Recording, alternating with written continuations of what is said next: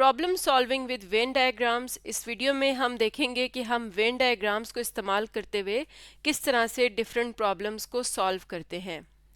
तो पहले हम देखते हैं कि वेन डायग्राम्स होती क्या हैं। इस तरह की हमारे पास एक डायग्राम होती है जिसमें हम सेट्स को रिप्रेजेंट करते हैं। किस तरह से करते हैं?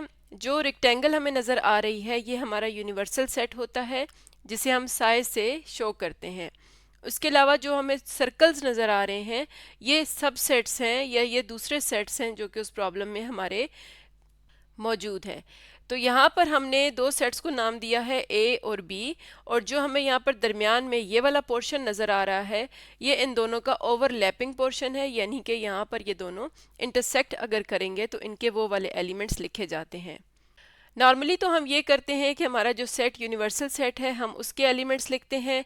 सेट ए के अंदर ए के एलिमेंट्स लिखते हैं, बी के अंदर बी के, और इनके जो दरमियान ओवरलैपिंग सेक्शन है जहाँ यहाँ पर हम उनके इंटरसेक्शन के एलिमेंट्स को लिखते हैं। लेकिन अब हमने आज ये चीज़ चेक करनी है कि अगर हमारे पास कोई बड़ा सेट आ जाए जिसमें 100 एलिमेंट्स हों या 1000 एलिमेंट्स हों या कोई नेम्स हों सब्जेक्ट्स के या पर्सन्स के, तो क्या हमें हर नेम हर सब्जेक्ट को यहाँ पर मेंशन करना पड़ेगा, हर नाम हम यहाँ पर लिखेंगे? तो उसके लिए हमारे पास एक आसान सोल्यूशन है कि हम सिर्फ नंबर ऑफ़ एलिमेंट्स यहाँ पर लिख सकते हैं। फॉर एग्ज़ाम्पल हमारे पास एक सेट ए है जिसके एलिमेंट्स है 1 2 3 और 4।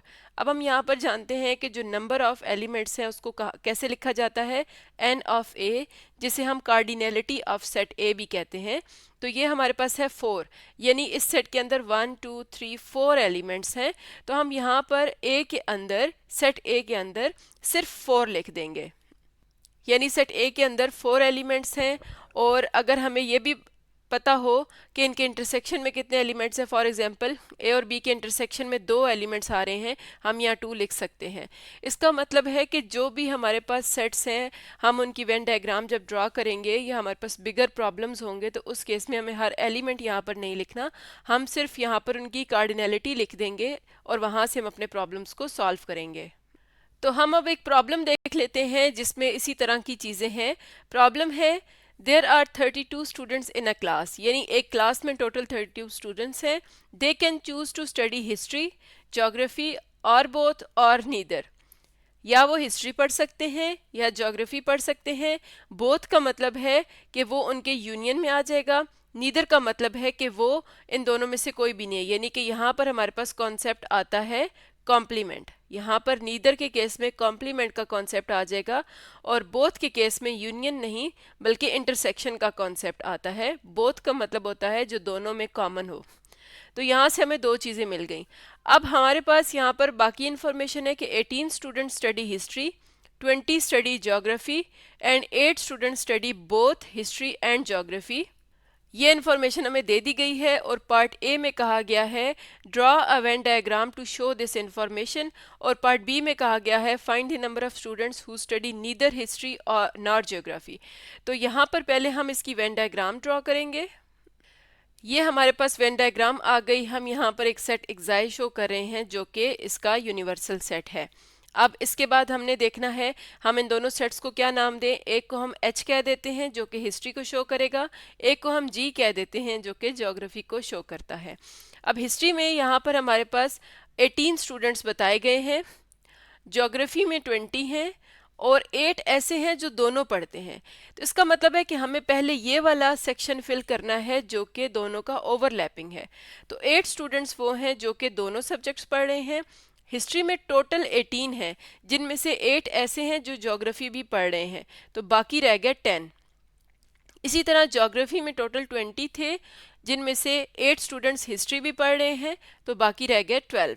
तो यहाँ से हमने ये चीज़ देखी कि हमने सबसे पहले ओवरलैपिंग सेक्शन को फिल करना है, उसके बाद हमने बाकी एलिमेंट्स का जो नंबर है वो हमने हिस्ट्री के सेट में और ज्योग्राफी के सेट में लिख दिया। अब ये टोटल हमारे पास कितने बन गए हैं, 10 + 8 + 12। तो ये हमारे पास टोटल बन गए हैं 30, जबकि जो टोटल नंबर ऑफ स्टूडेंट्स है वो 32 था। मतलब 2 स्टूडेंट्स ऐसे हैं जो कि ना तो हिस्ट्री पढ़ रहे हैं, ना ज्योग्राफी, ना बोथ, तो इसका मतलब है कि वो यूनिवर्सल सेट में रिमेनिंग आ जाएगा।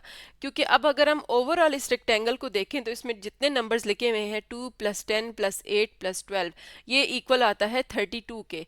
तो इसका मतलब है कि पूरी क्लास की स्ट्रेंथ को हमने यहाँ पर शो कर दिया है। हमने यहाँ पर पार्ट ए फिल कर लिया है, यानी कि draw Venn diagram to show this information. Part B है find the number of students who study neither history not geography, यानी कि जो दोनों सब्जेक्ट्स नहीं पढ़ रहे, तो वो कौन से स्टूडेंट्स होंगे? जो कि यहाँ पर बाहर हमने नंबर लिखा है, ये कोई भी सब्जेक्ट नहीं पढ़ रहे। तो इसका मतलब है 2 स्टूडेंट्स ऐसे हैं जो कि कोई भी सब्जेक्ट नहीं पढ़ रहे। तो यहाँ पर हम शो कर देंगे कि टोटल जो हमारे पास थे 32 थे, उनमें से हमने माइनस कर दिया 30 को। तो 2 स्टूडेंट्स वो हैं जो कि हमारे पास पार्ट बी का आंसर है, जो कि कोई भी सब्जेक्ट नहीं पढ़ रहे हिस्ट्री या ज्योग्राफी में से। तो इस तरह से हमने देखा कि हम वेन डायग्राम्स के प्रॉब्लम को सॉल्व करते हैं। एक और प्रॉब्लम देख लेते हैं। In a class of 30 students, 20 students study physics, 19 study chemistry, 6 study neither physics nor chemistry. यहाँ पर हमें बताया गया है कि एक क्लास में टोटल 30 स्टूडेंट्स हैं, यानी कि जो नंबर ऑफ यूनिवर्सल सेट है, कार्डिनैलिटी ऑफ यूनिवर्सल सेट, वो इक्वल है 30 के। अब हमने सेट लेने हैं उन्हीं सब्जेक्ट्स के नाम पे। तो इसका मतलब है कि जो फिजिक्स पढ़ रहे हैं वो हैं 22। Number of students in chemistry कितने हो जाएंगे? 19। और 6 ऐसे हैं जो ना तो फिजिक्स पढ़ रहे हैं और ना ही केमिस्ट्री। तो उसे हम किस तरह से यहाँ पर नोटेशन में लिखेंगे? हम यहाँ पर लिखेंगे cardinality of physics union chemistry का कॉम्प्लीमेंट, यानी कि जो कि दोनों में नहीं आता, तो हमने क्या करना है, उनका पूरा यूनियन लेके उसका हमने कॉम्प्लीमेंट ले लेना है। पार्ट ए में हमने बताना है find the number of students who study both physics and chemistry, और पार्ट बी में कहा गया है show the information in a Venn diagram. यहाँ पर हमें एक चीज़ देखनी है कि जो टोटल नंबर ऑफ स्टूडेंट्स है वो इक्वल होना चाहिए 30 के, यानी number of students in universal set, इसे हम यू से या एक्साई से शो करते हैं, ये इक्वल होगा जो फिजिक्स पढ़ रहे हैं प्लस जो केमिस्ट्री पढ़ रहे हैं, और इसमें से हम माइनस करेंगे जो इन दोनों के इंटरसेक्शन में आ रहे हैं। तो ये आ जाएगा P intersection C, physics intersection chemistry, और इसमें जो कॉम्प्लीमेंट में आते हैं उन्हें भी हम ऐड कर देंगे। तो यह आ जाएगा number of complement of P union C। अब जो number of students in universal set है वो टोटल होना चाहिए 30। जो स्टूडेंट्स फिजिक्स पढ़ रहे हैं वो कितने होंगे? तो यहाँ पर हमने पहले देखना है कि फिजिक्स और केमिस्ट्री में ओवरलैप भी करेंगे। तो हम यहाँ पर लिखेंगे let number of P intersection C is equal to x। Number of students in P है 22, C में है 19, माइनस x आ जाएगा, प्लस यहाँ पर जो उनके दो कोई भी सब्जेक्ट नहीं पढ़ रहे वो हैं 6। इस इक्वेशन को हम सॉल्व कर लेते हैं तो ये आ जाएगा 30 इक्वल्स टू 47 माइनस x। यहाँ से हम x की वैल्यू फाइंड आउट करेंगे तो हमें मिल जाएगा 17। तो x हमने क्या सपोज किया था? Number of students of P intersection C, यानी कि जो दोनों सब्जेक्ट्स पढ़ रहे हैं वो कितने हैं? 17। तो यहाँ पर हमने पार्ट ए का आंसर फाइंड आउट कर लिया। ऐसे स्टूडेंट्स जो दोनों सब्जेक्ट्स पढ़ रहे हैं वो हैं 17। अब हमने एक वेन डायग्राम शो करनी है यहाँ पर, जिसमें हम ये सारी इन्फॉर्मेशन लिखेंगे। तो हमारे पास सेट U है, एक सेट को हम P कह देते हैं और एक को C कह देते हैं। तो number of elements in P कितने आ जाएंगे? 22 में से हम 17 माइनस करेंगे तो 5 वो हैं जो सिर्फ फिजिक्स पढ़ रहे हैं। 19 में से हम 17 माइनस करेंगे तो 2 स्टूडेंट्स वो हैं जो सिर्फ केमिस्ट्री पढ़ रहे हैं। 17 उनके ओवरलैपिंग में आ जाएंगे, और 6 वो हैं जो कोई भी सब्जेक्ट नहीं पढ़ रहे। अब हम इन तमाम नंबर्स को ऐड करके देखते हैं तो हमारे पास ये 30 ही आना चाहिए, क्योंकि 30 क्या है? सेट U की टोटल कार्डिनैलिटी है। तो इस तरह से हमने देखा कि हम किस तरह से वेन डायग्राम से रिलेटेड प्रॉब्लम्स को सॉल्व करते हैं, और अगर हमारे पास बिगर सेट्स हैं तो हम सिर्फ उनकी कार्डिनैलिटी से ही प्रॉब्लम को सॉल्व कर सकते हैं।